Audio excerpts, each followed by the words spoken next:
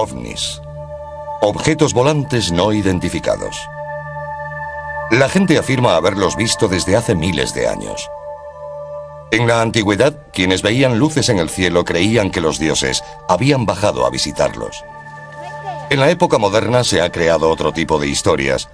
Son vida inteligente de otros planetas o aeronaves secretas cuya existencia debe permanecer oculta a toda costa.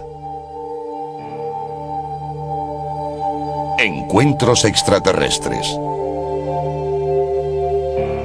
Hay una pequeña red de personas entregadas y a veces fanáticas que buscan respuestas al fenómeno ovni. Citan miles de incidentes relacionados con ovnis a lo largo de la historia, como posibles pruebas de naves alienígenas que han visitado la Tierra. Su gran oponente, el ejército de Estados Unidos. Los que creen en ovnis afirman que el gobierno oculta información sobre objetos volantes no identificados, para proteger proyectos militares secretos y para mantener oculta al público la delicada información sobre tecnología extraterrestre.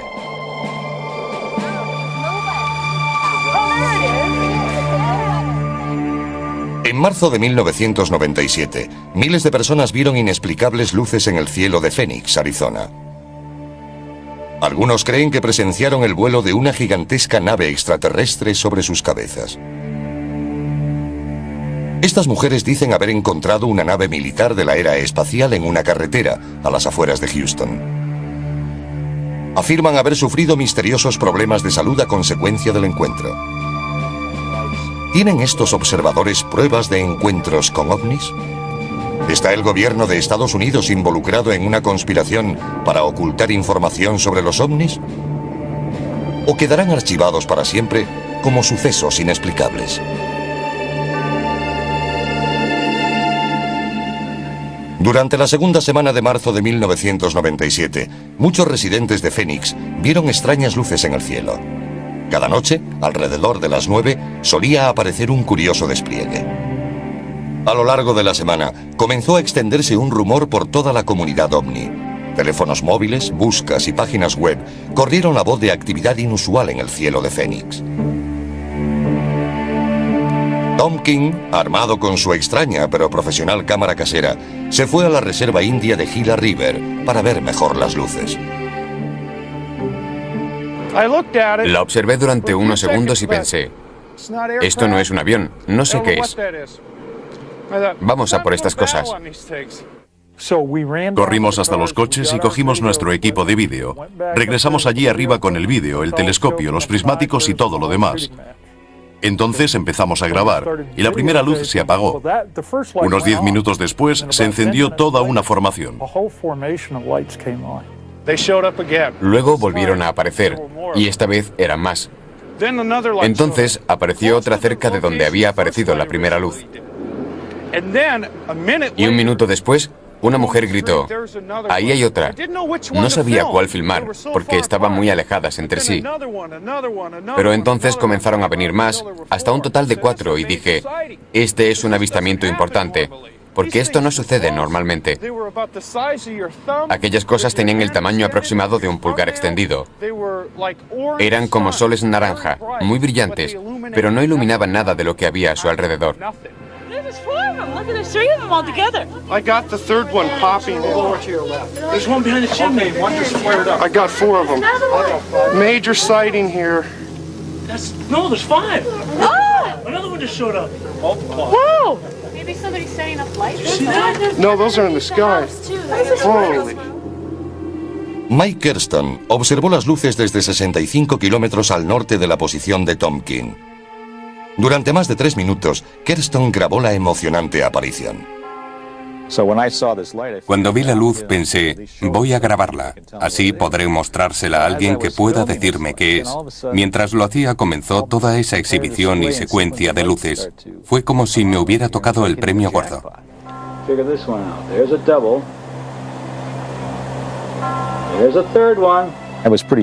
Sostenía la cámara firmemente. El único error que cometí, por supuesto, fue mover el zoom, porque así desenfocaba las luces. Llamé a mi esposa y vino hasta aquí. Estaba muy excitada. Lo que grabé sucedió a las 10 de la noche y al parecer los avistamientos tuvieron lugar desde las 8:15 hasta las 10 en punto. Hubo muchos testigos. Hey Sue, take a look at this. Submitted for your approval. What have we got here? Oh my God! I hit pay dirt. Finally. Well, that is a totally different configuration than we've ever seen before. Nadie sabía lo que veía, incluso quienes estaban acostumbrados a observar el cielo. Un piloto comercial y su esposa, azafata, estaban justo debajo del desconcertante avistamiento. Han preferido mantener oculta su identidad. Y estas luces muy grandes formaban una V que apuntaba al sur, desplazándose muy despacio. Así que presté atención, pero no se oía nada en los alrededores, y aquella enorme V tapaba la visión de las estrellas. El hecho de que no hiciera ningún ruido me daba escalofríos. Más o menos cuando estuvo sobre nuestras cabezas, fue cuando me di cuenta de que no sabía qué estaba mirando. No eran cazas ni aviones grandes, iban tan despacio que parecía que flotaban en el cielo. Me quedé allí de pie observándolos fijamente hasta que se perdieron de vista.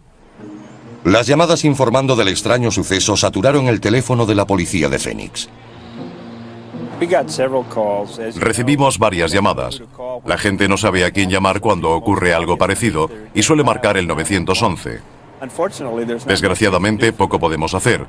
No sabemos si son de las fuerzas aéreas, del gobierno o si se trata de un ovni, para serles sincero. Los ciudadanos llamaron a la cercana base de las fuerzas aéreas de Luke, preguntando si tenían algo que ver con la exhibición. En las semanas siguientes al 13 de marzo, las fuerzas aéreas no hicieron ningún comentario al respecto, pero la Guardia Nacional de Arizona afirmó que no hubo aviones de maniobras aquella noche y que su radar no había detectado nada extraño en el cielo. A pesar de la negativa, la policía de Phoenix insistía en que el ejército debía haber estado tramando algo. Tenemos Nuevo México al este y California al oeste. Normalmente se lanzan muchos misiles. En una noche clara pueden verse desde aquí, en Phoenix. Cuando se ve algo inexplicable, es probable que las fuerzas aéreas o alguien esté haciendo un lanzamiento. Pero muchos no creían esta explicación. La concejala de Phoenix, Frances Barwood, decidió sacar el tema en una reunión municipal. Apparently, the Air Force nobody is doing any investigation on it, and I'd just like to know if anybody has any information from the city and if the city is checking into it. Apparently, from what I saw on television, it was about the size of a football field, and there was 7 lights, and they all moved together like they were attached to something. So we don't know if it was a prank or something that was just huge out there, but kind of curious, especially since people are starting to ask more questions. Thanks. Thank you. Se produjo un silencio y luego siguieron hablando. Fue algo bastante extraño. Tras la reunión, uno de los tenientes de alcalde se me acercó y me dijo que no querían discutir ese tema y que no debería haber hecho la pregunta, que había abierto la caja de Pandora. Después de la reunión, Barwood fue ridiculizada por la prensa y por algunos colegas del ayuntamiento. Para la concejala Barwood y muchos ciudadanos desconcertados, quedó claro que la ciudad no tenía intención de tomarla en serio o de abrir una investigación. ¿Qué vieron miles de testigos en el cielo la noche del 13 de marzo? ¿Era un gigantesco platillo volante de otro mundo o algo más? La comunidad ovni cree que alguien del ejército tiene que saber la verdad.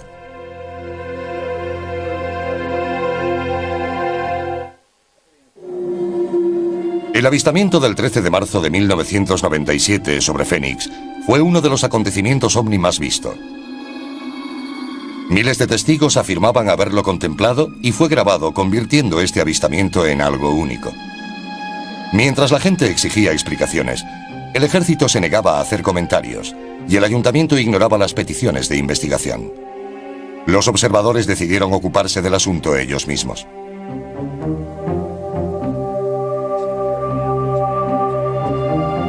Ted Lohman fue uno de los más prominentes investigadores de ovnis que participó en el asunto.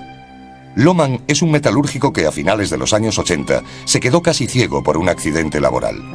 Durante la recuperación, su padre lo inició en su interés por los ovnis. Lohmann se metió de lleno en la llamada ufología. Más tarde, creó un programa de televisión como foro público sobre los ovnis. Me impliqué en la televisión participativa en 1991 y me dispuse a mostrar al mundo que el fenómeno ovni existía, con personas creíbles que hablaban del tema. Ted Lohmann estaba frustrado por la negativa del gobierno a buscar una explicación para las luces de Fénix. La Guardia Nacional y los oficiales de las Fuerzas Aéreas daban explicaciones contradictorias y engañosas sobre el avistamiento según los investigadores de ovnis. Al principio el flujo de información era irregular. Intentamos seguir los canales normales, según lo dicho por los investigadores, que llamaron en primer lugar a la base de Luke. Una mujer afirmó que estaban recibiendo muchas llamadas, pero al poco tiempo dicen que no ocurre nada, y a los pocos meses que habían lanzado bengalas en la zona.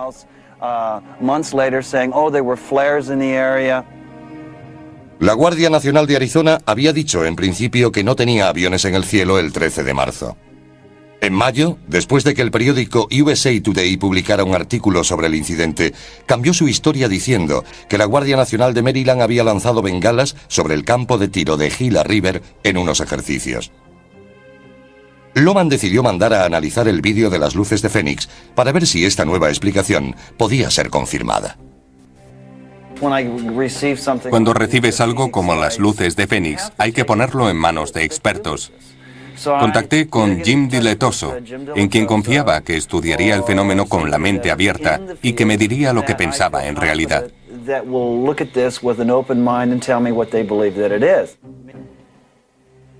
Jim Diletoso es un entusiasta de los ovnis y presidente de una compañía que produce grafismo electrónico para el ocio y la industria aeroespacial. A menudo colabora con investigadores analizando películas y vídeos de supuestos avistamientos. Hemos estado analizando imágenes para otros investigadores durante más de 20 años. Somos como un laboratorio policial. Damos información a otros investigadores. Lo hacemos para gente de Rusia, Brasil, Florida y Canadá. Cuando ocurrió el fenómeno de Fénix, en marzo de 1997, abrimos el laboratorio para analizarlo. No para demostrar que se trataba de una nave extraterrestre. Yo evalúo datos. Diletoso apoya la creencia de Lohmann sobre que el avistamiento de Fénix no puede ser descartado con la explicación de las bengalas. Cuando las comparamos con luces de aviones, de coches o bengalas, para ver si coincidían, no lo hicieron. Geográficamente, cuando triangulamos los 5 vídeos grabados, los situamos en una posición que no está ni remotamente cercana a donde la Guardia Nacional supuestamente lanzó las bengalas.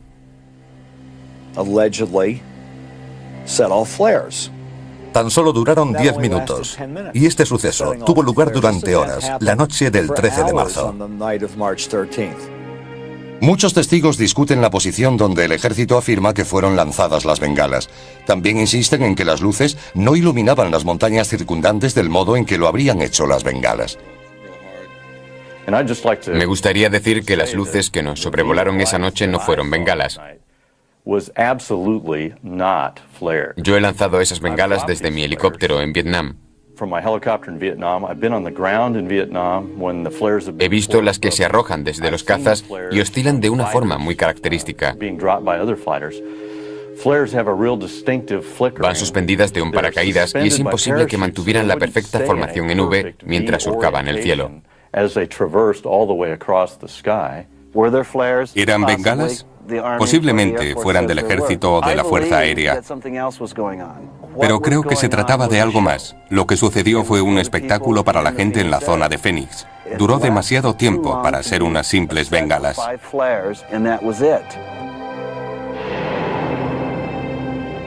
¿Qué ocurrió realmente el 13 de marzo de 1997? ¿Vieron los miles de residentes de Fénix pasar sobre ellos una nave extraterrestre entre las 8:30 y 10 de la noche? Los escépticos cuestionan las técnicas de investigación de los llamados ufólogos. La responsabilidad de probar el suceso ovni reside en la persona que cuenta la historia, no en la que intenta desacreditarla. Tanto en la ciencia como en la vida real, las pruebas deben ser tales que no haya otra explicación más lógica, más fácilmente aceptada o más verosímil. Meses después, la Guardia Nacional de Arizona dio finalmente una explicación oficial a las luces de Fénix. Afirmaron que los avistamientos se debieron a una unidad aérea de maniobra sobre el sur de Arizona. La grabación de las 8:30 mostraba una formación de aeronaves por la zona. Más tarde, alrededor de las 10 en punto, se trataba de bengalas lanzadas por la Guardia Nacional de Maryland sobrevolando el sudeste de Phoenix. Todo lo que vio la gente fue un grupo de luces. Hubo quien las unió imaginando un objeto. Incluso algunos en la comunidad ovni dicen que las bengalas podrían haber sido las responsables de los avistamientos de las 10 en punto, pero afirman que los aviones convencionales no podrían haber producido la formación en V, vista por los testigos entre las 8 y las 10. El patrón parece militar, pero la gente tenía una impresión muy diferente de lo que sucedió a las 8:30. Si observamos la trayectoria de vuelo, algo muy importante, y trazamos una línea hacia el noroeste de Henderson, Nevada, nos lleva a la base aérea de Nellis y al Área 51. El Área 51 es la Shangri-La de la comunidad ovni. Una base militar secreta en el desierto de Nevada que no aparece en ningún mapa del gobierno. Creen que el gobierno esconde muchos de sus secretos sobre ovnis en la famosa base. Los primeros informes llegaron del noroeste y directamente de acuerdo con esa línea. Hubo muchas especulaciones acerca de algo procedente de la base aérea de Nellis o Área 51, un avión espía supersecreto que vino en esta dirección. Estos observadores no están seguros de qué provocó las luces del 13 de marzo. Las teorías de aviones espía proliferan junto a las de naves extraterrestres, pero todas coinciden en pedir que el gobierno muestre al público la información que posea. Creo que hablo en nombre de la mayoría de la gente del campo de la ufología al decir que queremos la verdad. Quizás deseemos no haberla sabido una vez sea revelada, pero queremos que todo salga a la luz. Mucha gente, incluida al menos una concejala, pide una investigación sobre lo que sucedió. Yo pago con mis impuestos el combustible y los aviones, y cuando tengo serias preguntas y pruebas de algo, exijo alguna respuesta. Pienso que hay una ley no escrita por la que no se pueden preguntar estas cosas cuando formas parte del consejo. Se han reído de la gente que afirma haber visto algo. Yo nunca he visto nada, pero obviamente algo sucedió aquella noche. Cientos de personas me han contado lo que vieron y todos describen lo mismo. Allí hubo algo. A pesar de la demanda de la comunidad ovni, el ejército ha insistido en que no tienen nada más que decir sobre las luces de Fénix de marzo de 1997.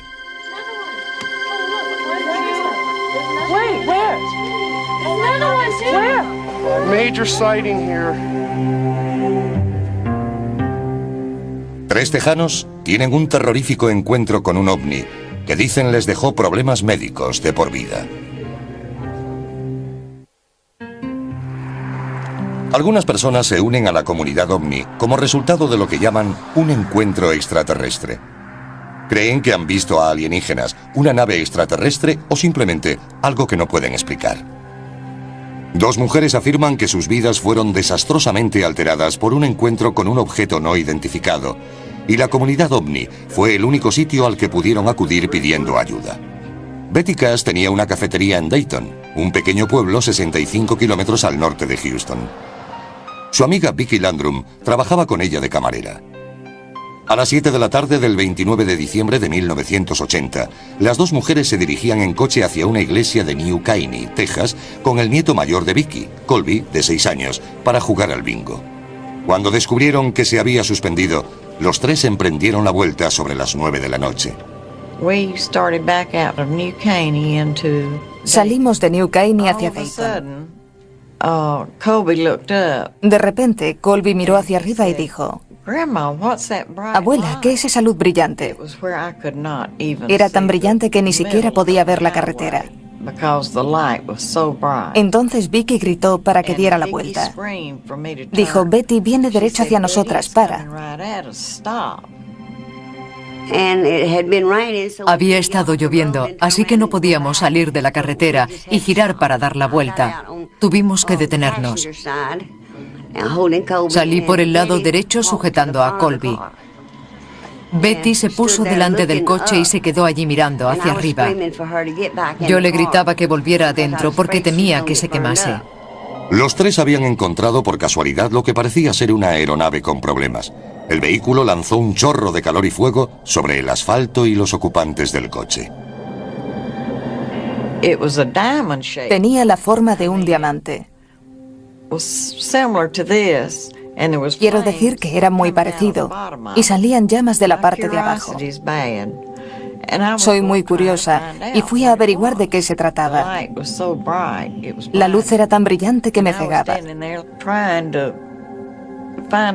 Levanté la mano y me quedé allí de pie intentando averiguar lo que era. Vicky seguía gritándome para que volviera al coche, diciendo que iba a morir abrasada.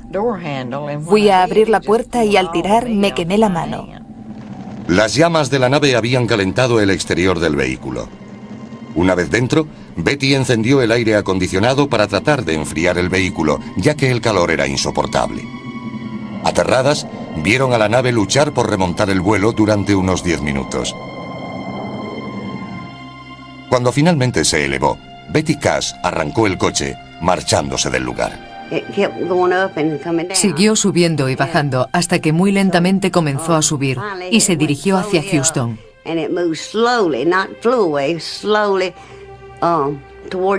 A medida que nos marchábamos, comenzamos a ver helicópteros.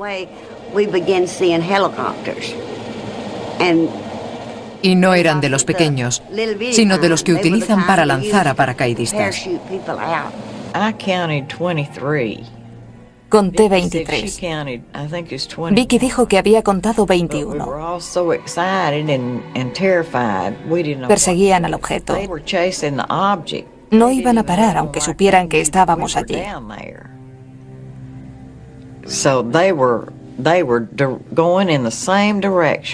Iban en la misma dirección del objeto y no perderían tiempo en bajar.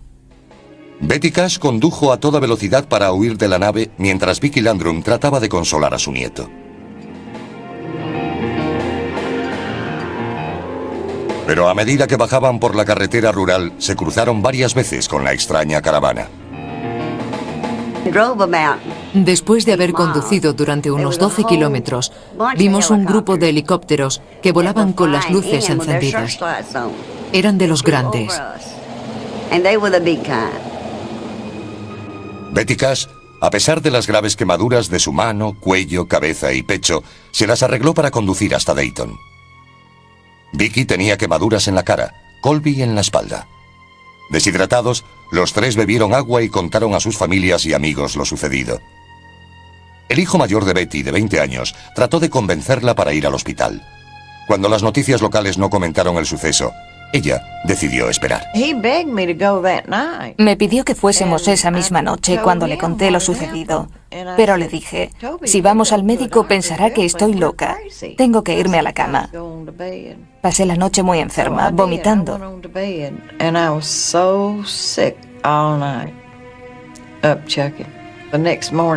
A la mañana siguiente, cuando desperté, había grandes mechones de pelo en mi almohada.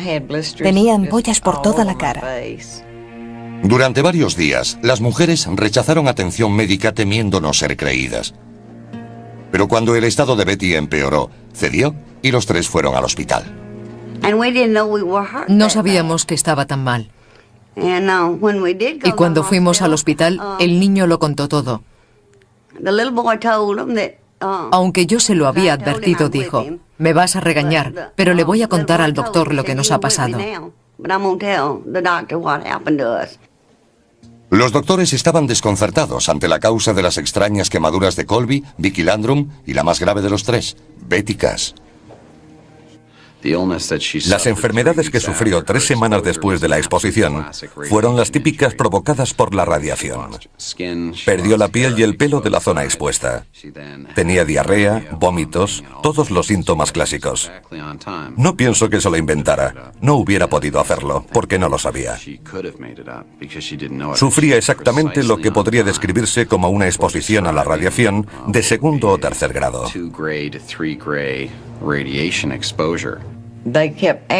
Me preguntaban continuamente cómo me había quemado. Yo no tenía ni idea de que aquel objeto probablemente me había envenenado por radiación. Todo lo que sabía en aquel momento era que la radiación se utilizaba para tratar el cáncer. Betty permaneció hospitalizada durante más de un mes por sus lesiones. Tras recibir el alta, no pudo seguir trabajando y se vio forzada a cerrar su restaurante. Desde el principio solo ha sufrido pérdidas. Estaba en la ruina por la enfermedad que tuvo después de estar expuesta a la radiación. Le he estado dando su medicación durante años, intentando ayudarla a superar todo esto. Más tarde apareció un cáncer de mama y hubo que practicarle la mastectomía.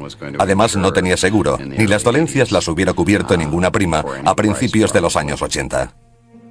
Las lesiones de Vicky Landrum y Colby, que no fueron tan severas, les dejaron problemas en la piel y la vista para toda la vida. Desesperadas, las mujeres escribieron al senador Lloyd Bentsen y al congresista Charles Wilson para pedir ayuda médica y respuestas.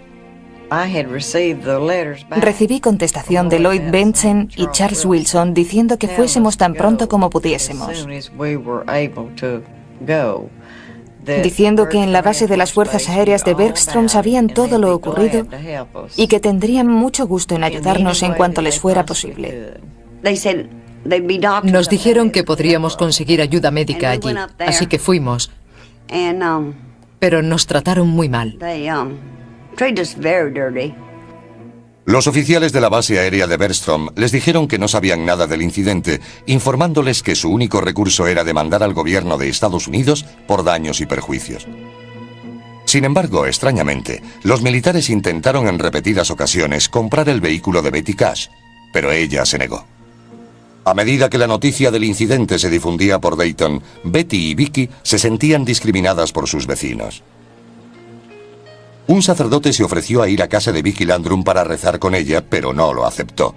Fue entonces cuando las mujeres acudieron a la comunidad ovni pidiendo ayuda. 18 años después del incidente, otro investigador de ovnis trataría de descubrir el secreto que rodea este misterioso encuentro.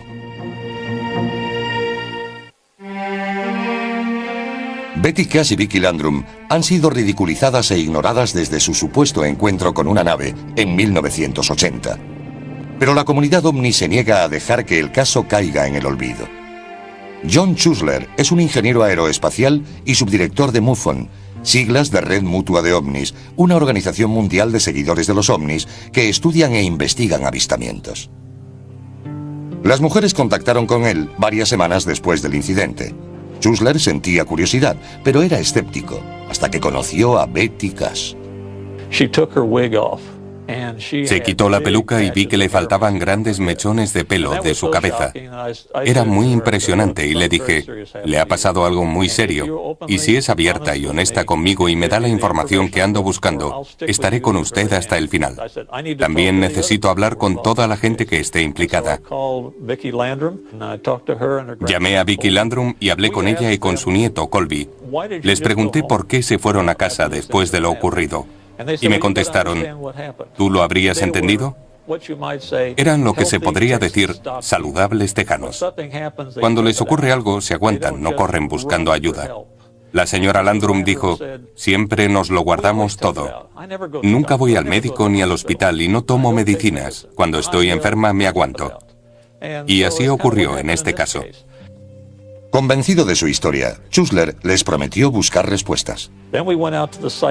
Más tarde fuimos al lugar del suceso. Ellas nunca habían vuelto. Las llevamos por separado y ambas nos llevaron al lugar exacto, a pesar de que no habían vuelto desde aquella noche.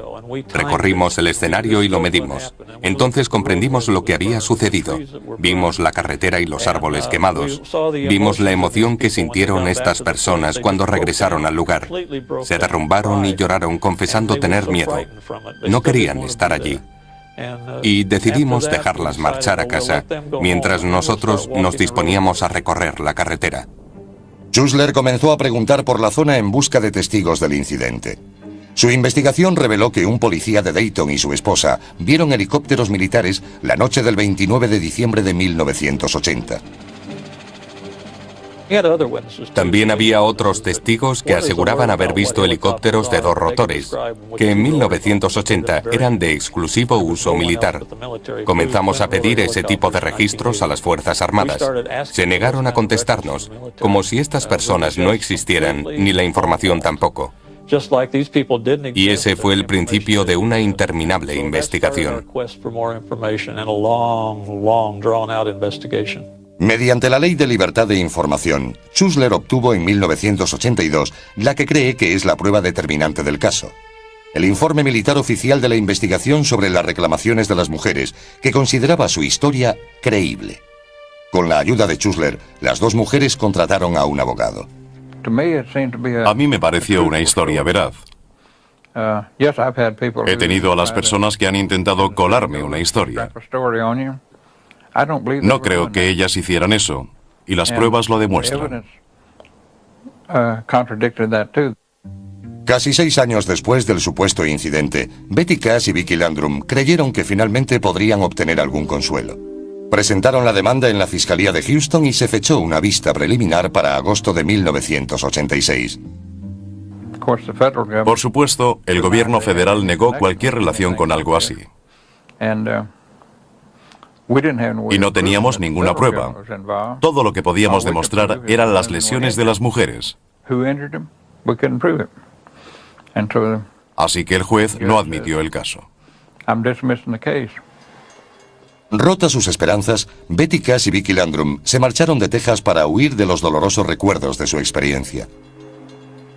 A los 18 años del incidente, después de que los periódicos sensacionalistas se cansaran de la historia, otro investigador de ovnis aún busca respuestas.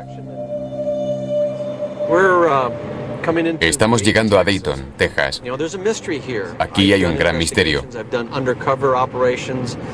He dirigido numerosas investigaciones. He participado en operaciones encubiertas, en investigaciones de homicidios, y hay evidencias fuertes y testigos.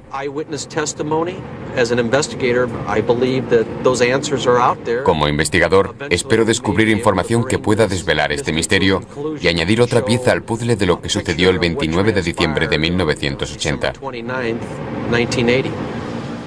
Ken Storch es policía de Denver, miembro del MUFON y exsargento de las Fuerzas Aéreas.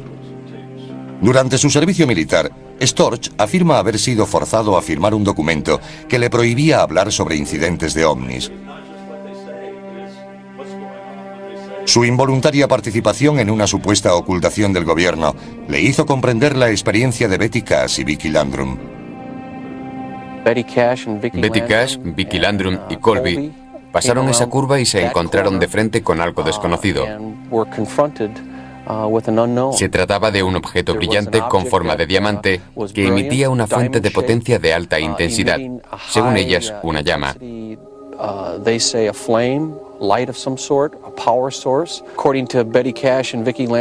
Según Betty Cash, Vicky Landrum y John Chusler, la nave bajó del cielo irradiando un intenso calor que hizo que el alquitrán se derritiera, contaminando el área circundante.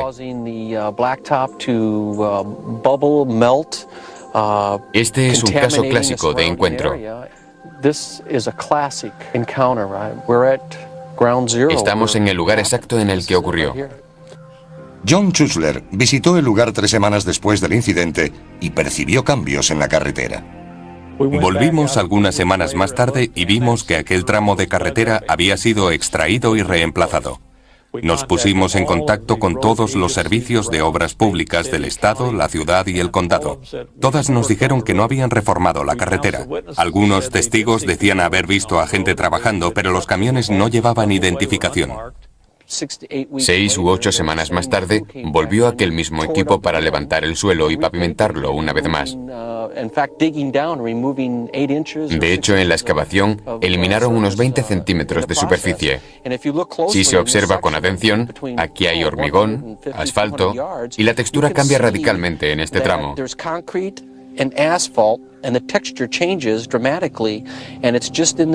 No es como el resto de la carretera. Storch percibe que los cambios hechos al asfalto van en paralelo con pequeños árboles que flanquean la carretera. El crecimiento de estos árboles indica que son muy jóvenes, y algo más lejos, los árboles tienen unos 40 o 50 años, quizá más. La falta de árboles en esta zona indica que han sido retirados. ¿Por qué? Los investigadores creen que el ejército reparó la carretera para ocultar las pruebas del inexplicado encuentro de Betty Cash y Vicki Landrum. Creo que aún hay pruebas por descubrir. Y verdaderamente espero que manteniendo este tema en el candelero, manteniendo la presión, seamos capaces de conseguir esas respuestas y encontrar al testigo que diga: yo piloté ese helicóptero, estaba allí y me siento mal por lo que le sucedió a esas dos señoras. Creo que es muy importante para los grupos civiles que estudian el fenómeno ovni continuar trabajando en esto, a menos que haya una razón para no hacerlo, como una declaración por parte del gobierno. Y cuando la gente tiene encuentros con ovnis, necesita ayuda. En la NASA y la base aérea de Benston se niegan a hacer comentarios. Betty y Vicki creen que el gobierno estadounidense les ha mentido acerca de su implicación desde el principio. Han arruinado mi salud. Han arruinado mi vida. ¿Qué más les queda por hacer? ¿Matarme? Probablemente les encantaría hacerlo. Pero soy tan terca y cabezota que voy a demostrarles que pienso seguir luchando mientras viva. ¿Son Betty Cash y Vicki Landrum víctimas de un programa militar secreto fallido? Hay una conspiración para ocultar las pruebas de aquella desafortunada noche de diciembre de 1980. Llevaron el caso a los tribunales. Perdieron en el Tribunal Federal. No pudieron demostrar que lo ocurrido pudiera ser el resultado de alguna acción del gobierno. Creo que se extralimitaron. Hay que recordar que casi el 10% de los casos relacionados con ovnis son inventados por gente que informa sobre sucesos, que sabe que no son ciertos. Los investigadores de fenómenos ovni ven demasiadas coincidencias en el caso para que sea una invención. Hay que admitir que cualquier tipo de radiación puede ser imitada por algunos aparatos, pero tenemos la combinación de efectos, múltiples testigos, información de testigos que respaldan la de otros, más el testimonio de los médicos sobre un caso que tuvo lugar exactamente al mismo tiempo. Este caso lo reúne todo. Creo que Betty Cash y Vicki Landrum encontraron algo. Mi intuición me dice que el gobierno está metido hasta las cejas. Creo que tenemos que presionar al tío Sam para que ponga las cartas sobre la mesa y nos deje ver toda la información. Los críticos creen que la comunidad ovni busca respuestas del gobierno que simplemente no existen. Si los investigadores no reúnen suficientes pruebas para hacer un análisis objetivo, no importa que uno crea que ha pasado por una extraña experiencia. Cuando dicen que no pueden continuar con la investigación, no están siendo crueles, están siendo realistas. Los escépticos discuten las teorías de conspiración que rodean muchos casos y aseguran que el gobierno no tiene motivos para ocultar la verdad. Uno puede reconstruir un hecho y hacerlo parecer muy extraño. Por experiencia, sé que el ejército no miente respecto a lo que hace. Se preocupa mucho por su imagen pública. Primero, el gobierno tiene razones para mentir. Y segundo, el gobierno miente. Hay pruebas sobradas de que lo han pillado con las manos en la masa. El incidente de Alabama con dos jóvenes negros que fueron sometidos a pruebas. Los soldados llevados al desierto en los años 40 y 50 sometidos a explosiones atómicas. Y el gobierno lo niega todo. Yo diría a estos caballeros, mentira. Un militar se enfrenta al gobierno y exige que revele sus secretos sobre los ovnis.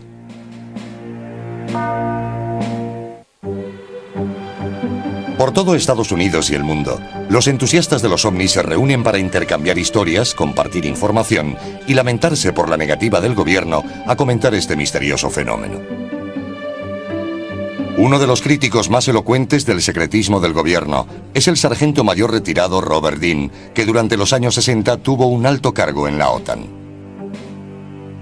Dean afirma haber visto un documento militar altamente secreto que contenía información sobre incidentes con ovnis que casi desencadena la Tercera Guerra Mundial.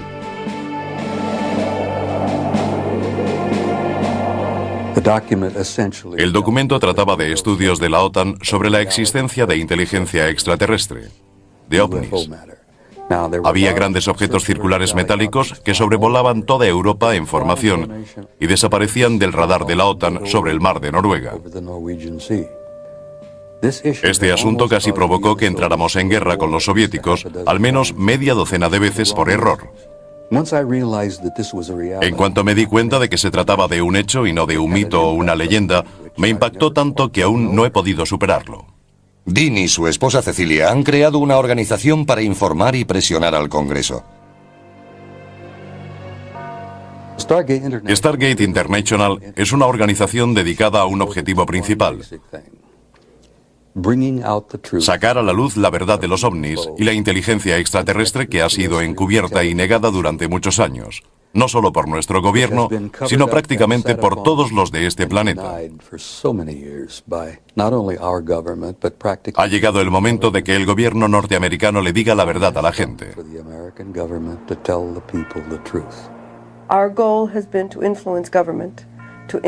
Nuestra meta ha sido influir en el gobierno y en el Congreso para conseguir audiencia, logrando quizás no el hecho de que revelen información y pruebas actuales de la existencia de ovnis, sino que al menos nos den la oportunidad de que lo hagamos nosotros. Robert Dean cree que la política del gobierno de negar la existencia de ovnis y ocultar pruebas viola los derechos constitucionales de sus ciudadanos. Juré dar mi vida, si era necesario, para defender la Constitución de Estados Unidos. Y no me lo tomé a la ligera. He estado en muchas guerras, muchas que la gente ni siquiera conoce. Y para mí está muy claro que nuestro proceso constitucional está literalmente en peligro por esas mentiras y tapaderas, por 50 años de engaños.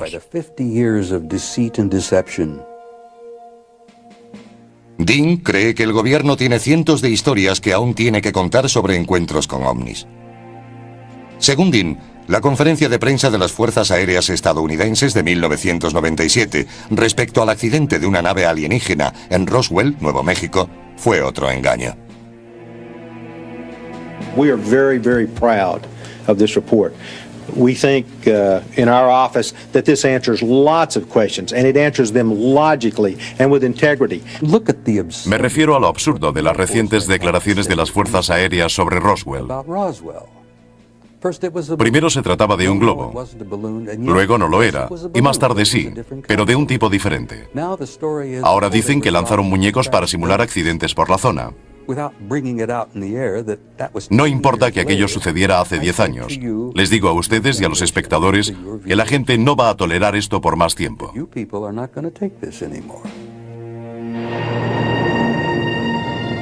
¿El gobierno de Estados Unidos está ocultando secretos a los ciudadanos sobre ovnis y vida extraterrestre? Yo tenía una clave de seguridad de alto secreto, la acreditación de seguridad más alta que se podía tener. No creo que el ejército pueda mantener secretos durante periodos de tiempo significativos, sobre todo aquellos que a la gente le gustaría saber, como los ovnis. Muchos interponen demandas por acciones del ejército, pero no pueden aportar ninguna prueba. La comunidad ovni cree fervientemente que el gobierno oculta secretos y pruebas de visitas extraterrestres. Nos encontramos en uno de los accesos al Área 51. La rodea mucho misterio. No sabemos quién la dirige. El gobierno niega saber nada acerca de ella, pero se ha convertido en una de las bases secretas más famosas del mundo, levantada aquí, en medio de la nada. Creo que en medio del desierto hay probablemente algunos huesos enterrados y vehículos estrellados. Como dijo Ted, conozco historias, he leído artículos, he oído testimonios, pero no tenemos un platillo volante estrellado del Área 51, ni un extraterrestre yaciendo a su lado que podamos mostrar al resto de la comunidad. La mayoría de escépticos, aunque admite que pueda existir vida extraterrestre en el universo, no cree que hayan establecido contacto con la Tierra. Los ovnis existen. La gente ve cosas que no puede explicar. Siempre ha sido así y seguirá siendo así. Existirán los ovnis siempre que exista algo en el universo que no podamos explicar. No pienso que vayamos a ser negativos al respecto, porque eso no nos favorece. Si alguien viniera, sabríamos lo que representa tecnológicamente. Nuestra única esperanza es que vengan en son de paz. Si no es así, deberíamos rendirnos. Creo que ya hemos establecido contacto y que caminan por este planeta como si fuesen humanos. Quizá mucho más adelante, mediante cambios sociales y gubernamentales, seamos capaces de aceptar a los que vendrán y a quienes ya han venido y aún no hemos sido capaces de ver. Para la comunidad OVNI, no es cuestión de si podemos establecer contacto, sino de cuándo. Estos observadores mantendrán sus ojos fijos en las estrellas y presionarán al gobierno en su búsqueda de pruebas irrefutables de una nave alienígena. Para el resto, la verdad acerca de quién, si es que existe, habita los cielos y qué secretos han guardado los gobiernos, probablemente permanecerá sin explicación ahí fuera.